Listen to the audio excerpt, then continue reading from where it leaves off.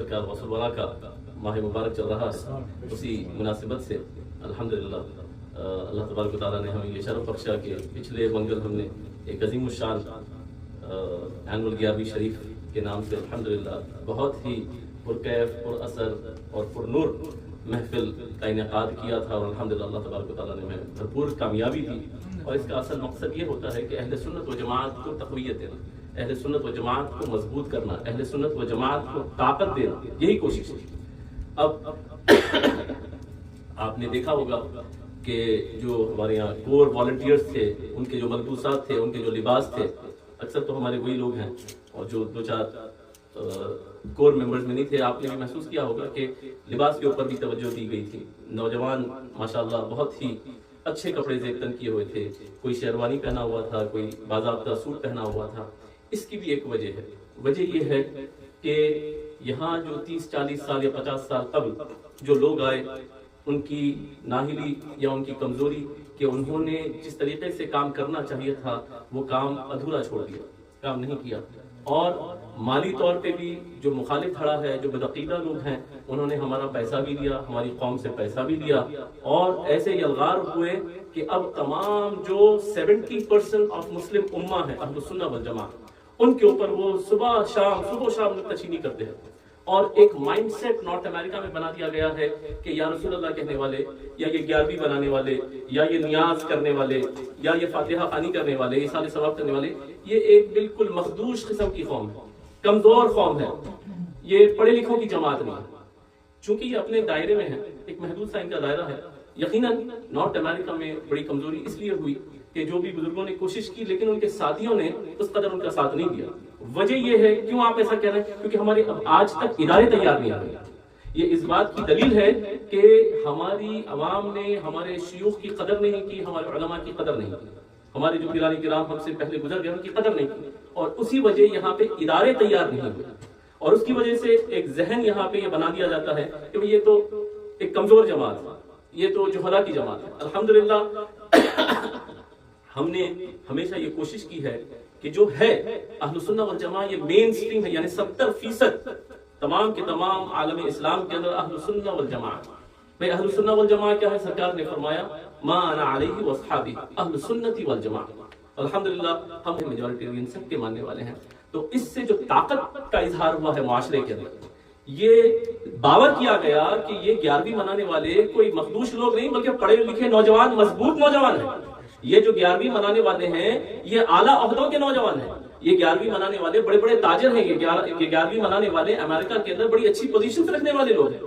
یہ جو نظریہ دینے کی کوشش کی رہی ہے، انشاءاللہ آپ حضرات دیکھیں گے کہ اس کے دیرینہ نتائج ہوں گے، اس کے بڑے دور تک نتائج نکلیں گے کہ اہل السنہ والجماعت کو طاقت کے ساتھ ظاہر کرنا یہ ہمارا مقصد ہے۔ ٹھیک ہے، اسی لیے ورنہ خانقاہ کافی تھی، ماشاءاللہ آپ لوگ آ جاتے ہیں، جگہ پور ہو جاتی ہے۔ وجہ کیا ہے؟ سینٹر لینا، مرکز لینا، مین سٹریم کے اندر کام کرنا، تاکہ ہمارے آنے والی نسلوں کے اندر یہ جو کمزوری پائی جا رہی ہے، یعنی بڑے افسوس کے ساتھ، صدمے کے ساتھ، تکلیف کے ساتھ کہا جاتا ہے اور کہہ رہا ہوں کہ جس طریقے سے اللہ معاف فرمائے کہ قادیانی اپنے عقیدے کو چھپاتا ہے، اہل سنت و جماعت کے نوجوان اپنے عقیدے کو چھپا رہے ہیں۔ انا للہ و انا الیہ راجعون۔ وجہ یہ ہے کہ 10 نوجوان اگر بیٹھے ہیں، اگر کوئی غلطی سے یہ کہہ دے کہ بھئی ہم تو فاتحہ درود والے ہیں، ہم تو 11ویں والے ہیں، پورے مل کے اس پہ یلغار ہو جائیں گے۔ چونکہ اب اس کے پاس دلائل نہیں، پڑھا لکھا نہیں، اور کسی بھی طریقے سے علمی طور پہ اکوپڈ نہیں ہے، اور دیکھ رہا ہے کہ مسجد کے اندر سب کے سب وہی نظریے کے حامل ہیں، تو اس کی وجہ سے یہ جو کمزوری پائی جا رہی تھی نوجوانوں میں، یہ اب آپ حضرات کی ذمہ داری ہے کہ ایک طاقت کی طرح ابھر جائیں، اور ہر گھر کے اندر کام کرتے ہوئے، تجارت کرتے ہوئے، معاشی حالات کو اچھا کرتے ہوئے، اس کی تبلیغ کرتے ہوئے۔ اور 11ویں تو ایک ہمارا نشان ہے، اصل ہے دین حق کو پہنچانا، پیغام حق کو پہنچانا، قرآن کی تعلیمات کو پہنچانا، احادیث نبویہ کو پہنچانا، یہی اصل ہے۔ اصل جو یہ 11ویں شریف تو صرف ہماری نشانی ہے۔ عزیزان حضور سیدنا غوث العظم کا مبارک مہینہ چل رہا ہے، اور 2-4 باتیں سرکار غوث پاک کے بے شمار کرامات ہم صبح و شام سنتے ہیں، لیکن سرکار غوث العظم جیسی ذات کہ جس سے خالقہ شریف قادریہ جیلانیہ بھی جڑی ہوئی ہے، اور عالم اسلام کے کونے کونے میں، یعنی کہ سارے عالم کے اندر کوئی ایسا خطہ نہیں ہے جہاں پہ سلسلہ قادریہ کے افراد نے کام نہیں کیا، یعنی کہیں بھی دنیا کے اندر اگر مسلمان پائے جاتے ہیں تو پھر وہاں تک سیدنا غوث الاعظم کا فیضان پہنچا. یہ شرف بھی کسی اور سلسلے کو حاصل نہیں ہے. اور آپ کے کرامات اس قدر تواتر تک ہیں کہ اس کا انکار ہی نہیں کیا جا سکتا. لیکن اس کے باوجود جو خصوصیت کے ساتھ سیدنا غوث الاعظم کی شخصیت نمایاں ہوتی ہے جس چیز کے اندر، وہ ہے علم دین اور حصول دین. حضور سیدنا غوث الاعظم رضی اللہ تعالیٰ عنہ سے پوچھا گیا کہ بلکہ آپ کے شہزادے، آپ کے لخت جگر حضور سیدنا تاج الدین عبدالرزاق قادری علیہ رحمۃ اللہ رضی اللہ تعالیٰ عنہ، آپ ارشاد فرماتے ہیں کہ آپ سے پوچھا گیا، ایک سائل نے سوال کیا، یا سیدنا شیخ عبد القادر جیلانی آپ یہ بتلائیے کہ آپ کو کب احساس ہوا کہ اللہ تبارک و تعالیٰ کی طرف سے آپ کی طرف کچھ خاص نظر کرم، کوئی خاص فضل کا معاملہ ہے؟ تو آپ نے ارشاد فرمایا کہ میں تقریباً 4.5 سال کا تھا جب میری والدہ ماجدہ نے مجھے مدرسے کی طرف بھیجا، اور اسی وقت سے جب میں مدرسے کی طرف جاتا تھا تو اور بھی روایات میں یہ بات آتی ہے کہ دونوں طرف سے نورانی شخصیات آپ کے ساتھ مارچ کیا کرتے. اور پھر ایک اور روایت میں یہ بات ہے کہ ہاتف غیبی سے یہ آواز آتی، غیبی آواز، وائس آف انسین، کہ افسحوا لولی اللہ. جب سیدنا غوث الاعظم رضی اللہ تعالیٰ حصول دین کے لیے، علم دین حاصل کرنے کے لیے بستہ لے کے 4.5-5 سال کے شہزادے سلطان الاولیاء تشریف لے جاتے تو ہاتف غیبی سے غیبی آوازیں آتی مارکیٹ کے اندر کہ اللہ کے ولی کے لیے راستوں کو کشادہ کر دو. تو آپ نے فرمایا اسی وقت مجھے یہ احساس ہونے لگا کہ اللہ تبارک و تعالیٰ کا مجھ پہ خاص کرم ہے، فضل ہے. اچھا، سیدنا غوث الاعظم رضی اللہ تعالیٰ نے یہ بات واضح فرمائی، کرامات بے شمار آپ کی ہے اور یقیناً اللہ تبارک و تعالیٰ نے مقام عطا فرمایا. لیکن پھر سیدنا غوث الاعظم نے خود فرمایا، درست العلم حتی صرت قطبہ، کے باوجود اس کے کہ ماں پیٹ سے مادر ذات اللہ کے ولی ہے، یعنی بالکل کم سنی کم عمری ہے، 4.5-5 سال کے اندر یہ اعزاز محسوس کر رہے ہیں. اس کے باوجود آپ فرماتے ہیں کہ میں نے اتنا علم حاصل کیا، میں نے اتنا نالج حاصل کیا. نالج کیا ہے؟ Knowledge is power, knowledge is power. آپ فرماتے ہیں کہ میں نے اتنا علم حاصل کیا، اتنا علم حاصل کیا کہ اللہ تبارک و تعالیٰ نے مجھے مقام قطبیت عطا فرمایا. یقیناً اللہ تبارک و تعالیٰ کے محبوب ترین ہے، چنندہ ہے، چوزن ون ہے، لیکن علم دین، قرآن کے علوم کو آپ نے ایسا پی لیا، احادیث کو ایسا پی لیا. سیدنا غوث الاعظم فرماتے ہیں کہ اللہ تبارک و تعالیٰ نے اس علم کی وجہ، درست العلم حتی صرت القطبہ، کہ اللہ تبارک و تعالیٰ نے میرے درجات کو مقام قطبیہ تک پہنچا دیا. اللہ اکبر. تو آپ سمجھ رہے ہیں کہ جس 11ویں والے کے ہم ماننے والے ہیں، پہلی شرط اول حصول دین ہے، دین کا حاصل کرنا. تقریباً سیدنا غوث الاعظم رضی اللہ تعالیٰ عنہ کی جو تصانیف آپ دیکھیے، آپ کے کارنامے کرامات تو لاکھوں میں ہیں، لیکن علمی دنیا کے اندر جو سیدنا غوث الاعظم کے شاہکار ہیں وہ تقریباً 45 بکس آپ نے لکھے. آپ کی جو تصنیفات ہیں وہ تقریباً 45 تصنیفات، کچھ ہم تک پہنچی ہیں، کچھ نہیں پہنچی ہیں، لیکن جو روایات میں بات آئی ہے کہ تقریباً 45 آپ کی تصنیفات. اور اس کے اندر جو بہت ہی مشہور و معروف ہے تفسیر جیلانی، سیدنا غوث الاعظم رضی اللہ تعالیٰ عنہ کی جو تفسیر ہے، تفسیر جیلانی، ابھی حالیہ میں سمجھتا ہوں تقریباً 7-8-9 سال قبل ترکی سے وہ چھپی ہے الحمدللہ، اور اس کو حاصل کرنے کی ضرورت ہے. اور یقیناً میں سمجھتا ہوں وہ تفسیر ہی کافی ہے ہمارے لیے. بلکہ پچھلی مرتبہ جب میں حیدرآباد گیا تو اس پہ بات بھی تھی، ہمارے حضور سیدنا جلال الطیب میرے جد امجد دادا محترم حضرت رشید پاشا رحمۃ اللہ علیہ کے خاص شاگرد ہیں مولانا صابری صاحب، مولانا بدی الدین صابری صاحب، تو انہوں نے اس کا ترجمہ بھی کیا ہے ماشاءاللہ، بہت اچھے طریقے سے اس کا ترجمہ کیا ہے. اس کو حاصل کرنے کی ضرورت ہے. میں جامعہ نظامیہ کے بھی فارغ ہیں ماشاءاللہ، تو الحمدللہ حیدرآباد میں بھی بڑا کام ہوتا ہے اللہ کا. اور یہ جو ترکی سے آیا ہے یہ پورے آتھینٹیکیشن کے ساتھ تفسیر جیلانی ہے. اسی طریقے سے فتح الغیب حضور سیدنا غوث الاعظم کی معرفت اللہ کی کتاب ہے، اور الفتح الربانی یہ بھی سیدنا غوث الاعظم کی کتاب ہے. سر الاسرار یہ سیدنا غوث الاعظم کی بڑی معرفت اللہ کتاب ہے، اور جلاء الخاطر یہ بھی سیدنا غوث الاعظم رضی اللہ تعالیٰ عنہ کی بڑی مشہور معروف کتاب ہے. اور اسی طریقے سے پھر سرکار سیدنا غوث الاعظم رضی اللہ تعالیٰ عنہ کے جو اقوال تھے، جو آپ کی تعلیمات تھی، جو آپ کے خطبات تھے، جو آپ کی باتیں تھی، جو آپ کے واقعات تھے، جو آپ کے کرامات تھے، جو تصوف کے اوپر آپ کا کلام تھا، اس کو حضرت امام حسن علی شتنوفی رحمۃ اللہ تعالیٰ علیہ نے قلم بند کیا بہجت الاسرار کے نام سے.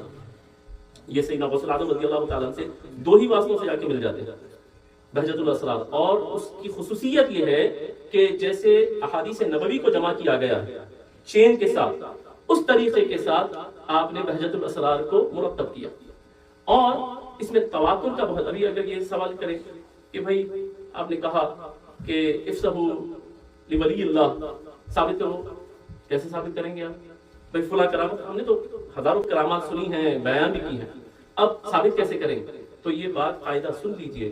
کوئی کہتا ہے کہ بھائی نسب ثابت کرو، ثابت کرو، کوئی صدیقی ہے، کوئی فاروقی ہے، کوئی شیخ ہے، کوئی پٹھان ہے، کوئی افغان ہے، کوئی سید ہے، بھائی ثابت کرو. تو اس میں دین کے اندر، اسلام کے اندر تواتر کا بڑا دخل ہے. میس ٹرانسمیشن، ٹھیک ہے، تواتر یعنی کنٹینیوٹی کے ساتھ اگر کوئی بات یعنی کہ انتہائی مشہور ہے اور اس کی شہرت ایسی ہے کہ ہر ایک خاص اور عام کے ذریعے وہ بات پہنچ رہی ہے، صرف ایک جتھا نہیں، ایک جماعت نہیں، بلکہ ہر زمانے میں اس کی شہرت ہے، ہر زمانے میں ہر جگہ سے اس پر کلام کیا جا رہا ہے، تو پھر اس کو ماننا یہ دین کے اندر جائز قرار دیا گیا ہے، بلکہ اس کو ماننا ہی چاہیے. مثال کے طور پہ بھائی تواتر کی سب سے بڑی مثال کیا ہے؟ قرآن پاک. جو ہم تک قرآن پاک پہنچی ہے اس کی دلیل کیا ہے؟ تواتر ہے، میس ٹرانسمیشن ہے. احادیث نبویہ کیسے پہنچی؟ میس ٹرانسمیشن ہے، ہر جگہ سے، ہر خطے سے، ہر زمانے میں اس کی شہرت ہے. اسی طریقے سے سیدنا غوث الاعظم رضی اللہ تعالیٰ عنہ کے کرامات یہ بھی تواتر سے ثابت ہے، تواتر کے ساتھ ثابت ہے. اور بہجت الاسرار کے جو مصنف ہیں حضرت امام شتنوفی علیہ رحمۃ الرضوان، آپ کے تعلق سے حضرت صاحب سیر الاعلام النبلاء حضرت امام ذہبی رحمہ اللہ تعالی نے، آپ نے فرمایا ہے کہ آپ اس قدر ثقہ ہیں، جس نے یہ کتاب لکھی ہے نا بہجت الاسرار، آپ نے فرمایا، اور یہ کون ہے جو جرح و تعدیل، جو حدیث کے اندر پورا ٹٹولتے ہیں نا اس کی آتھنٹیکیشن کو، اس کے اندر بہت بڑا مقام ہے امام ذہبی کا. اور آپ فرماتے ہیں کہ حضرت حسن علی الشتنوفی علیہ رحمہ جو صاحب بہجت الاسرار ہیں، آپ نے فرمایا وہ اپنے وقت کے امام ہیں حدیث کے اندر، اور انتہائی ثقہ ہے، اللہ اکبر، اور محقق ہے فرمایا. آپ سمجھ رہے ہیں بات؟ عزیزان، اسی طریقے سے اور بھی محدثین نے، سبھی نے آپ کی بات کی ہے. اور پھر اسی طریقے سے سرکار سیدنا غوث الاعظم کے اوپر ایک اور مشہور و معروف کتاب ہے قلائد الجواہر، وہ بھی سرکار سیدنا غوث الاعظم کے کرامات اور آپ کے معمولات کے اوپر قلم بند کی گئی ہے. یہ کتابیں صرف 11ویں منانا ہی نہیں ہے، کتابیں بھی پڑھنا ہے، اور انشاءاللہ ہم کوشش کریں گے آپ حضرات سے شیئر کریں، لیکن اس کے لیے انٹرسٹ ظاہر کرنا پڑے گا آپ کو. ہم تو جتنا چاہیں ہم کریں، لیکن ہم بھی بشر ہیں، پھر مصروف ہو جاتے ہیں. اگر آپ حضرات میں چاہت ہے، سیدنا غوث الاعظم سے محبت ہے، اور آپ کی سیرت کو اپنانے کی کوشش کرنا چاہتے ہیں، تو پھر ان کے کلام سے متعارف ہونا ضروری ہے. سیدنا غوث الاعظم کی ایک بات آپ سے میں عرض کر کے بات مکمل کر لوں گا کہ علامہ ابن تیمیہ اس کو کہتے ہیں ایکسکلپٹری ایویڈنس، کہ الحق ما شہدت بہ الاعداء، کہ سچ وہ ہے جو سر چڑھ کے بولے، سچ وہ ہے جس کی تصدیق دشمن کرے، جس کی ٹیسٹیمونی اینیمی کرے، وہ ہے سچ، وہ ہے حق. حق کی شان کیا ہے کہ دشمن بھی اس کو مانے. سیدنا غوث الورا رضی اللہ تعالیٰ عنہ کی کرامات اور آپ کے تواتر کے ساتھ واقعات کو جب بیان کیا گیا، کون ہے؟ علامہ یوسف نبہانی کہتے ہیں کہ اول من انکر التوسل والاستغاثہ والنداء، یعنی جس نے پوری دنیا کے اندر استغاثے کا، استمداد کا، استعانت کا، ندا کا، یا رسول اللہ کہنے کا، میلاد النبی کا اور انٹرسیشن کا انکار کیا ہے، ہوا ابن تیمیہ، وہ ہے ابن تیمیہ.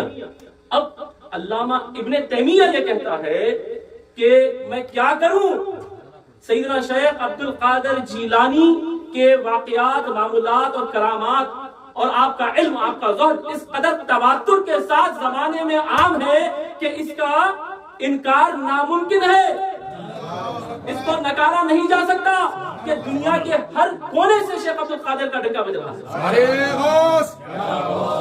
اب آپ اندازہ لگائیے، ابن جوزی یہ بہت ہی کرٹک مانے جاتے ہیں حدیث کے اندر، بڑے کرٹک، اچھے اچھے لوگوں کو، بڑے بڑے محدثین کو، صحاح ستہ میں بھی انہوں نے جو ہے کوششیں کی ہے، بہت بڑے کرٹک. انہوں نے کہا ٹھیک ہے، شیخ عبد القادر جیلانی کا بہت بڑا نام سن رہے ہیں، ایک صوفی ہے، ٹھیک ہے. جب بات بہت شہرت سنی تو کہا چلیے ہم بھی جا کے بات سنتے ہیں.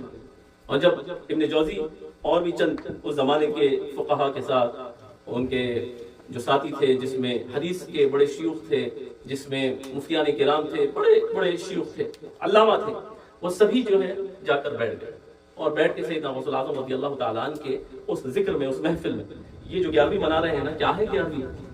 سرکار سیدنا غوث الاعظم رضی اللہ تعالیٰ عنہ کی 11ویں کیا تھی؟ وہ سرکار کی میلاد مناتے تھے اور کیا کرتے تھے؟ قرآن کی تفسیر بیان کرتے تھے، سرکار کی احادیث بیان کرتے تھے، یہی ہے 11ویں۔ ارے 11ویں جو میں نے کیا کیا؟ اسلام کیا ہے جی؟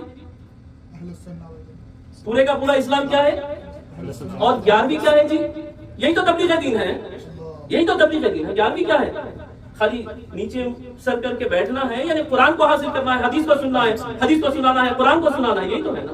آپ بتائیے، ایک فرد واحد جو کرن بغداد سے پھوٹی، پوری کائنات کے اندر ایسا ڈنکا بج رہا ہے۔ افریقہ میں غوث اعظم کے ماننے والے، امریکہ میں غوث اعظم کے ماننے والے، ہندوستان میں، چیچنیا میں، پاکستان میں، سوڈان میں، سعودی عرب میں، مصر میں، آخر کیا بات ہے؟ آخر کیا بات ہے وہ 11ویں والے کے اندر کہ ہر جگہ ان کا ڈنکا بج رہا ہے؟ آپ بتائیے آخر یہ کیا ہے؟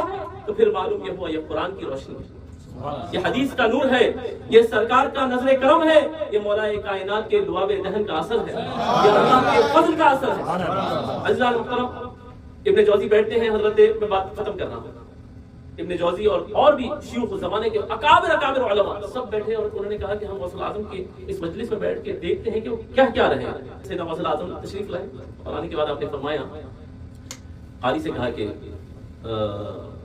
قرات کرو۔ اچھا، غوث الاعظم کی اور ایک بات، چھوٹی سی بات عرض کروں تو دیکھیے، جب اللہ تبارک و تعالیٰ زبان میں کمال عطا فرماتا ہے تو پھر خدا کی قسم اس کے کہنے ہی کیا ہوگا۔ سیدنا غوث الاعظم کے خود صاحبزادے ایک مرتبہ بیان فرما رہے تھے، جمع غفیر تھا لیکن بیان ہو رہا تھا، لوگ سن رہے تھے، ٹھیک ہے۔ سیدنا غوث الاعظم رضی اللہ تعالیٰ عنہ تشریف لاتے ہیں باہر، شہزادے ہٹ جاتے ہیں مسند ارشاد سے، سیدنا غوث الاعظم جب وغیرہ ہوتے ہیں سرکار غوث پاک نے ایک چھوٹا سا واقعہ بیان فرمایا۔ ابھی قرآن نہیں پڑھی، بسم اللہ شریف ابھی نہیں پڑھی، ابھی تو صرف سلام کلام ہوا ہے اور ابھی کوئی دقیق مسائل پہ گفتگو نہیں ہوئی، قرآن کی توجیحات، تعویلات، تفسیر، ترجمہ کچھ نہیں بیان فرمایا، بلکہ سیدنا غوث الاعظم رضی اللہ تعالیٰ عنہ نے یہ بیان فرمایا، میں آ رہا تھا اور میں نے دیکھا کہ بلی جو ہے دودھ پی رہی تھی، اور ایسا ایک چھوٹا سا ایک واقعہ انسیڈنٹ بتایا۔ تاریخ کے اندر بات درج ہے کہ لوگوں کی کیفیات پہ ایسی ان کی آواز اثر کی کہ آپا کھو دی، یعنی جو ہجوم تھا۔ تو شہزادے نے کہا، میں جب سے اتنا علم کی بات کر رہا ہوں، لوگوں میں وہ کیفیت نہیں، آپ تو بالکل مختصر سا واقعہ اور وہ بھی راستے کا واقعہ بیان فرما رہا۔ تو کمال کس کا تھا؟ یہ زبان کا کمال کہ اللہ جس کی زبان میں اثر فرما، تیزی کے ساتھ اثر کیا تھا؟ یہ بات بھی ساتھ ہے کہ سرکار پاک علیہ الصلوۃ والتسلیم نے آپ کے واقعات میں ہے کہ اپنا لعاب دہن ڈالا اور پھر مولا کائنات بھی اپنا لعاب دہن آپ کے منہ مبارک میں ڈالا، اس کا وہ اثر تھا کہ آپ کچھ بولتے تو لوگوں کے دل میں اثر کر جاتا۔ اب آپ نے قرات کروائی، قرات کروانے کے بعد ایک آیت جو کہ جس کا تعلق توحید سے تھا، اللہ کی وحدانیت سے تھا، تو آپ نے اس آیت کے 11 معانی بیان فرمائے۔ سبحان اللہ۔ ایک بیان فرمائی تو انہوں نے کہا، صوفی صاحب ہیں ہم تو جانتے ہیں، یہ جو علامہ ابن جوزی تھے اور ان کے جتنے حواری ساتھی تھے، انہوں نے کہا یہ تو ہم جانتے ہیں۔ دوسری معانی بیان کی، تیسرا معانی بیان کی، چوتھا، پانچواں، 11 معانی اس کے بیان کی، اور پھر اس کے تقریباً 40 توجیحات حضور سیدنا غوث الاعظم رضی اللہ تعالیٰ نے بیان فرمایا۔ آپ اندازہ لگائیے، 1 2 اور وہ 1 2 4 5 6 تک تو وہ تھے کہ یہ تو ہم بھی جانتے ہیں۔ اب جیسے جیسے جو سیدنا غوث الاعظم کی توجیحات میں اضافہ فرماتے، وہ کہنے لگے کہ یہ ہم نہیں جانتے، یہ اللہ کی قسم ہم نہیں جانتے، یہ ہم پہ نہیں کھلی تھی یہ بات۔ اور وہ ہر توجیہ کو ثابت کرنے کے لیے سیدنا غوث الاعظم رضی اللہ تعالیٰ کئی آیات کی دلائل اور کئی احادیث کی طرف سے دلیل پیش کرتے جاتے ہیں، یعنی ہر توجیہ کو ڈاکیومنٹری ایویڈنس دینے کے لیے سیدنا غوث الاعظم رضی اللہ تعالیٰ ایک بات کو ثابت کرنے کے لیے کئی آیات کا ذخیرہ پڑھ کے سناتے ہیں، کئی احادیث سے اس ایک توجیہ کو بیان کرتے ہیں، اور اس طریقے سے آپ درد دے رہے تھے۔ اللہ اکبر۔ اس قدر طبیعت پہ لوگوں کے اثر طاری ہوا اور سبھی نے کہنا شروع کر دیا کہ یہ ہم نہیں جانتے تھے۔ وہ شیوخ کی بات کرو جو آپ کے مریدین تھے، وہ تو ویسے ہی آپ کے فیضیات تھے۔ اب انہوں نے کہا یہ بھی ہم نہیں جانتے، یہ بھی نہیں جانتے، یہ بھی نہیں جانتے، یہ بھی نہیں جانتے۔ کیفیات میں اس قدر علم میں بھی اضافہ ہو رہا ہے، کیفیات میں بھی اضافہ ہو رہا ہے۔ اور اس کے بعد سیدنا غوث الاعظم نے ارشاد فرمایا قول کہ الان ننتقل من القول الى الحال، کہ اب ہم قال سے حال کی طرف آتے ہیں اور اپنی نگاہ فیض جب مجمع پہ ڈالی، مورخین لکھتے ہیں کہ اب ابن جوزی کہاں تھا کہ ابن جوزی کا امامہ کہیں اور ہے، اس کا جھبا کہیں اور ہے، اس کے کپڑے کہیں اور ہیں۔ تمام جتنے شیوخین جو امتحان کی غرض سے آئے تھے انہوں نے اپنے کپڑے تار تار کر لیے کہ جب سیدنا غوث العظم کے نعرہ رسالت، نعرہ غوث، نعرہ غوث، نعرہ غوث، کہ الان ننتقل من القول الى الحال، کہ اب ہم قال سے گفتگو سے اب کیفیات کی طرف توجہ کرتے ہیں، اب کیفیات کی طرف منتقل ہوتے ہیں، قال سے اب حال کی طرف آتے ہیں۔ اللہ اکبر۔ اور جب نگاہ فیض ڈالی مجمع پہ تو پھر اللہ اکبر، لوگوں کے اوپر ایسی کیفیات تاری ہوئی کہ ابن جوزی جیسا شخص جو اپنے وقت کا انتہائی کرٹک مانا جاتا ہے، اس نے اپنے کپڑے تار تار کر کہا خدا کی قسم خوش نصیب ہے یہ مجمع جو غوث العظم کی صحبت میں بیٹھتا ہے۔ خدا کی قسم کروڑوں بار باتیں سنی ہیں، لیکن غوث العظم نے، شیخ عبد القادر جیلانی نے اپنی نگاہوں سے جو بات سمجھا دی، خدا کی قسم کائنات میں کسی نے نہیں سمجھا۔ تو یہ کیفیت سیدنا غوث العظم رضی اللہ تعالیٰ عنہ۔ عزیزان من، ہمیں اللہ تبارک و تعالیٰ کی بارگاہ میں شکر بجا لانے کی ضرورت ہے کہ ہمارا جو تعلق ہے وہ جو قرآن کے وارث ہیں، جو حدیث کے وارث ہیں، ان کے ساتھ سیدنا غوث العظم رضی اللہ تعالیٰ کی ذات بابرکت کے ساتھ ہے۔ اور آپ کی زندگی میں جو آپ نے بہت امفیسائز کیا ہے وہ علم کے اوپر، حصول علم کے اوپر، تو ہمیں چاہیے یہ کہ ہم غوث العظم کے چاہنے والے ہیں تو پھر ہم دینی علوم سے اپنے آپ کو آراستہ کریں، دنیاوی علوم سے بھی آراستہ کریں۔ سیدنا غوث العظم جہاں سلطان الاولیاء ہے، وہاں آپ کے پائے کا، آپ کے وقت کا کوئی امپورٹر ایکسپورٹر نہیں تھا، بزنس مین نہیں تھا۔ یعنی سیدنا غوث العظم کی باضابطہ امپورٹ اینڈ ایکسپورٹ کی کشتیاں، جہاز چلتے تھے، پانی کے جہاز۔ غوث العظم کیسی شخصیت ہے جو دنیا میں بھی اللہ تبارک و تعالیٰ نے جن کو سلطان بنایا اور دین میں بھی آپ سلطان تھے، طریقت میں بھی آپ سلطان تھے۔ تو عزیزان من، میں نے بات کہی تھی نا میلاد کے اندر کہ عشق جو ہے وہ صرف مستی کا نام نہیں ہے، عشق صرف مستانے پن کا نام نہیں ہے، بلکہ دیوانگی کا صرف نام نہیں ہے، بلکہ مردانگی کا بھی نام ہے۔ عشق، محبت، عقیدت صرف دیوانگی نہیں، مردانگی کا بھی مطالبہ کرتی ہے، جرت و بہادری کا مطالبہ کرتی ہے۔ یہی غوث العظم رضی اللہ تعالی عنہ کے تربیت یافتہ، آپ کی مدرسے سے فارغ، آپ کے مدرسے کے طلباء، آپ کے جامعہ، سرکار سیدنا غوث العظم کا جو جامعہ ہے، آپ کا جو مدرسہ ہے، وہیں کے فارغین اور وہاں کے اساتذہ تقریباً 70% سیدنا غوث العظم کے مدرسے کا پورا سٹاف اور آپ کے اسٹوڈنٹس آلموسٹ 70% سلطان صلاح الدین ایوبی کی رحمہ اللہ کی بٹالین میں موجود ہے۔ سمجھنے بات کو، یہاں بھی قادریت ہی کا فیض ہے۔ تو سلطان صلاح الدین ایوبی رحمہ اللہ تعالی نے جب بیت المقدس پہ آپ نے قبضہ لے لیا اور فتح حاصل کی، اس وقت آپ کی کامیابی کے اندر آپ کا ساتھ دینے کے لیے جو آپ کے میکسیمم کمانڈرز تھے وہ سارے کے سارے قادری تھے۔ یہ کوئی ابا جان دادا جان کی کتاب سے نہیں، مورخین کی کتابوں سے بات کر رہا ہوں۔ وہ تمام قادری بزرگ تھے، سیدنا غوث العظم کے مدرسے کے فارغ تھے۔ ارے مدرسہ بولتے ہو، مدرسے والوں نے کیا کارنامے دیے ہیں تمہیں کیا پتا؟ جو بیت المقدس کی فتح یابی کے اندر جس کا سب سے بڑا عمل دخل ہے وہ سیدنا غوث العظم کے مریدین۔ 70% جو آپ کے بٹالین کے لوگ آپ کی آرمی میں تھے، کس کے؟ سلطان صلاح الدین ایوبی کے۔ کون تھے جی وہ؟ تو پھر قادری خالی دیوانگی کا نام ہے یا قادریت کس کا نام ہے؟ مردانگی کا بھی نام ہے، قادریت جرت و بہادری کا بھی نام ہے۔ صرف کمروں میں گفتگو نہیں، میدان کے اندر آ کے علم بلند کرنے والا قادری۔ نعرہ تکبیر، نعرہ رسالت، نعرہ غوث، غوث کا دامن نہیں چھوڑیں گے، غوث کا دامن نہیں چھوڑیں گے۔ سیدنا شہباز دکن حضرت خواجہ بندہ نواز گیسو دراز علیہ رحمت و رضوان، جو شہباز دکن ہے، دکن کی ایک عظیم ذات ہے، آپ فرماتے ہیں نذران عقیدت کے طور پہ، یا خطب یا غوث اعظم یا ولی روشن ضمیر، بندم درماندم جستو ندارم دستگیر، بردر درگاہ والا سائلم آفتاب، خاطر ناشاد راکن شاد یا پیران پیر۔ اور میرے نانے محترم حضور سیف دکن حضرت علامہ سید شاہ سیف الدین قادری علیہ رحمت و رضوان ارشاد فرماتے ہیں، سیف ایماں ہے میرا خادم غوث الثقلین، سیف ایماں ہے میرا خادم غوث الثقلین در بدر ہو نہ سکا نام تمہارا. گر نہ ملتا در محبوب سبحانی مجھے دوستی رہتی قیامت تک یہ پیشانی مجھے.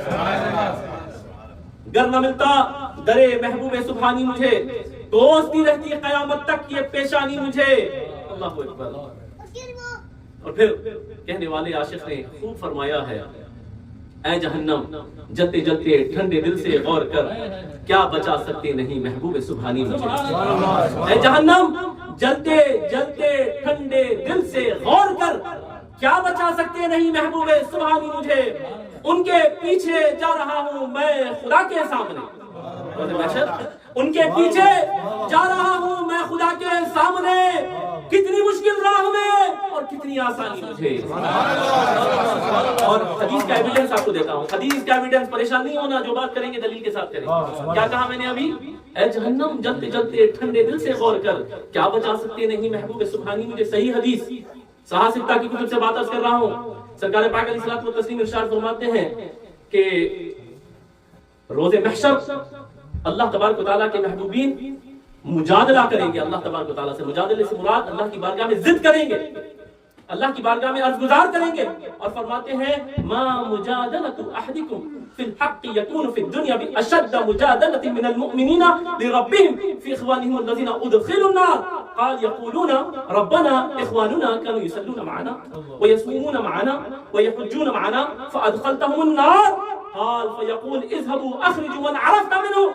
اللہ اکبر. مجادلہ کریں گے یا اللہ یہ جو جہنم کی طرف لوگ چلے گئے ہیں ان میں ہمارے چاہنے والے تھے, ہمارے مریدین تھے, ہم سے وابستہ لوگ تھے, ہمارے ساتھ نمازیں پڑھا کرتے تھے, روزے رکھا کرتے تھے, حج کیا کرتے تھے. مولا کریم ان کے اوپر اتنا بڑا عذاب, ان کو دوزخ کی طرف بھیج دیا گیا.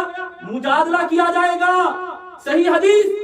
اور پھر آواز آئے گی خدا کی جانب سے کہ جاؤ جا کے جن جن کو پہچانتے ہو ان کو نکال کر جنت لے جاؤ. میں غوث کا مرید ہوں.